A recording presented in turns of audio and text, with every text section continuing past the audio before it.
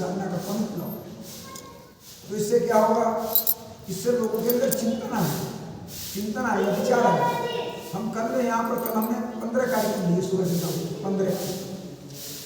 ये 15 कार्यक्रमों में आपको बहुत कम है क्या संख्या, यानी कम से कम 50 बहनें सम्मिलित हो रही है कम से कम। शाम को इतना शानदार दीप यज्ञ हुआ दीप स्क्वायर में, सैकड़ों बहन भाई गेट से स्वागत करते हुए, नाचते कूदते उछलते गाते इतनी गौर से स्वागत करने लगे। ये सब क्या हो रहा है, ये उसी की ऊर्जा का काम है, सभी उसी ऊर्जा का काम हो रहा है, उनकी तप साधना। सब साधना कैसी होती है, मैंने जैसे हम पानी को बॉयल करते हैं, गर्म करते हैं, तो अगर हम 50 सेंटीग्रेड तक अगर उसे गर्म करें तो उंगली डाल सकते हैं, लेकिन अगर 50 से ऊपर पहुंचा तब उंगली जल जाएगी, और 100 पर पहुंच गया तो जहां भी गिर गया वहीं पे डाल देगा, ध्यान रखना। लेकिन अगर लोहे को इसमें डाल दें भगोने में, तब लोहे पे कोई अंतर नहीं, उसका आटा बना कर केवल 2 रोटियां और उसका मट्ठा गाय 24 साल, कोई दाल मिठाई खटाई मिठाई दाल सब्जी कुछ नहीं। कितनी बड़ी तपस्या करती है। और फिर 24 दिन तक जब उसकी पूर्णाहुति की था, 24 साल लगातार ऐसी साधना। हम तो 9 दिन नहीं होती है, आप बताओ 9 दिन नहीं हो पाता, किसी से नहीं हो पाता है, बड़ा मुश्किल होता है। ये ऋषि 24 साल तक 365 दिन होते एक साल में, हमसे 9 दिन नहीं करते, भाग करके देखना कितना आता है।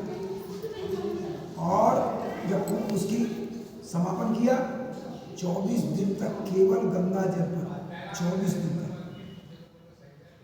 इतनी साधना में नहीं रुके।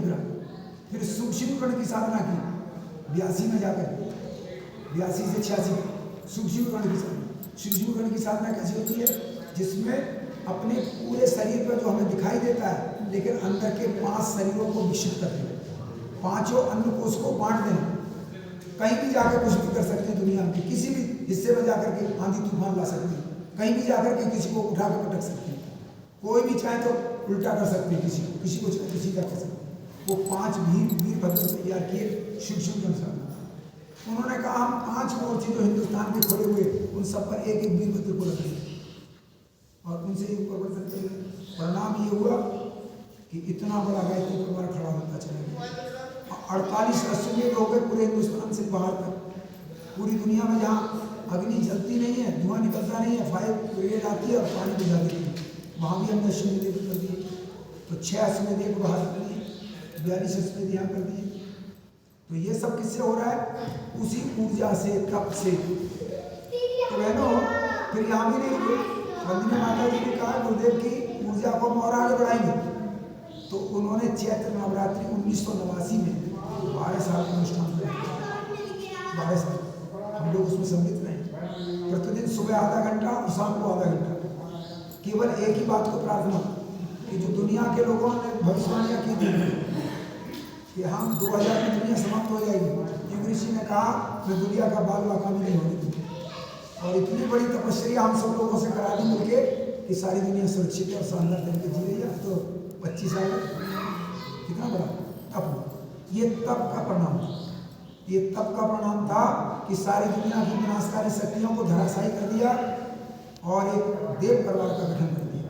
ये देव परिवार क्या कर रहा है, घर घर गांव गांव जन जन तक सबको संदेश दे रहा है, सबके नाम की चिट्ठी दे रहा है। लेकिन चिट्ठी कौन देंगे, थोड़े जागृत में सोए हुए नहीं, जो कहीं ना कहीं पूर्व जन्मों से वो दिव्य आत्माएं हैं जिनके अंदर अभी कोई संस्कार शेष रह गए, ये उन्हीं तक चिट्ठी जाएगी, अभी तक सब तक नहीं जाएगी नहीं। उनका कुछ भी होगा, कोई कह देगा क्या करें भाई साहब कमर में दर्द होगी, कोई कहेगा भाई साहब पूजा तो करते ही रहते हैं, किसी बहन से जाकर कहो अरे भाई साहब क्या करें बच्चे छोटे खाना तो खिलाने, कोई ना कोई हो ही जाएगा, निकल के कौन आएंगे जिनकी नाम की चिट्ठी आई है। उस चिट्ठी में से कितने लोग पढ़ेंगे ये अलग की बात, ये अलग की बात। लेकिन आप विचार तो है ना, ज्ञान जैसे हम कपड़े को धोते हैं, अगर 10 दिन का गंदा कपड़ा हो तो रगड़ते रगड़ते पुरुष परेशान हो जाते हैं, वाशिंग मशीन में धोते हैं, कपड़े रगड़ना पड़ा तो भी नहीं धोते है ना। और अगर एक ही दिन का पहना हो तो पसीने में डालो, फटाफट निकालो साहब। जिनका आत्मा पे मैल बहुत लंबा चला हुआ है, उनकी चिट्ठी तो आइए सुनेंगे वो भी नहीं। और जिनकी आत्मा भी ऐसी नहीं है, उनका मैल धुल जाएगा। इतने ही विचार से प्रभावित हो जाएगा, इतने ही विचार उनके दिमाग में बार बार सोचने को मजबूर कर देंगे कि भाई वो ऐसे करके गए, अरे भाई ऐसा होने जा रहा। तो फिर हमें क्या करना चाहिए? भगवान के काम का साझेदार बनना चाहिए। कैसे साझेदार बन सकते हैं? 3 काम कर सकते हैं, और चौथा कोई काम नहीं। क्या करें? भगवान का सबसे सूत्र है, शानदार सूत्र, पूरी निर्माण योजना का सूत्र है। सूत्र वाक्य है, हम सुधरेंगे युग सुधरेगा, हम बदलेंगे युग बदलेगा। अपना सुधार संसार की सबसे बड़ी सेवा है। तो फिर क्या करना चाहिए? भगवान दुनिया बनाना चाहता है, अच्छी दुनिया, नेक दुनिया बनाना चाहता है, अच्छा इंसान बनाना चाहता है, सभ्य समाज बनाना चाहता है। तो फिर उसके लिए एक ही काम तो करना पड़ेगा हमें। क्या काम करना है? एक बनना है और नेक बनना है। एक बनना है और नेक बनना है। अब एक बनना और नेक बनना इतनी आसान बात है क्या? नहीं है। कितना मारना पड़ेगा अपने आप को, कितना छांटना पड़ेगा अपने आप को, कितना थपड़ियाना पड़ेगा अपने आप को, तब बड़ी मुश्किल से काम चलेगा। फिर भी उसमें गिरावट हो सकती है, लेकिन प्रयास तो करें हम ना, प्रयास तो करें। क्यों साहब? प्रयास तो करना ही चाहिए हमको। तो भगवान की योजना आई है, उसने संकल्प लिया है कि मनुष्य में देवत्व का उदय करेंगे और धरती पर स्वर्ग का अवतरण करेंगे। आपको विश्वास ना हो तो कोई बात नहीं, कोई चिंता नहीं।